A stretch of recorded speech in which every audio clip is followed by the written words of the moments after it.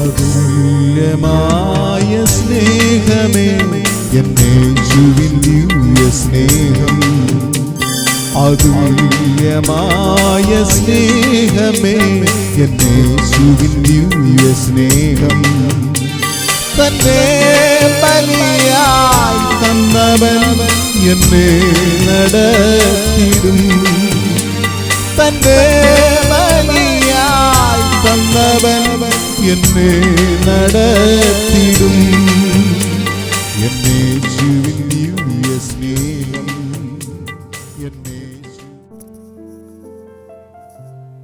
ദൈവനാമത്തിന് മഹത്വമുണ്ടാകട്ടെ.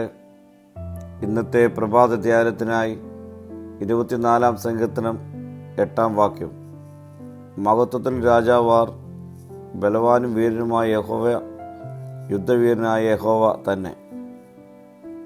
മഹത്വത്തിൻ്റെ രാജാവ് ആർ എന്ന ചോദ്യത്തിന് മറുപടിയാണ് ബലവാനും വീരനുമായ യഹോവ, യുദ്ധവീരനായ സൈന്യങ്ങളുടെ യഹോവ തന്നെ എന്നുള്ള വിശദീകരണം.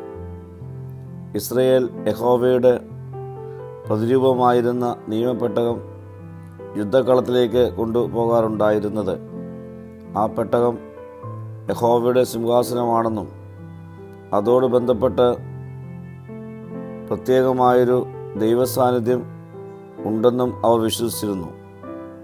സൈന്യാധിപനായി വരുന്ന മഹത്വത്തിന് രാജാവിനെ സ്വീകരിക്കുവാൻ വേണ്ടി തങ്ങളുടെ തലകളെ ഉയർത്തുവാൻ പുരാതന വാതിലുകളോട് പറയുമ്പോൾ പ്രവേശനം ആരാണെന്നറിയുവാൻ ഉള്ളിലുള്ള കാവൽക്കാർ ആഗ്രഹിക്കുന്നു. അതിന് ലഭിക്കുന്ന മറുപടി സാദൃശ്യരൂപമായി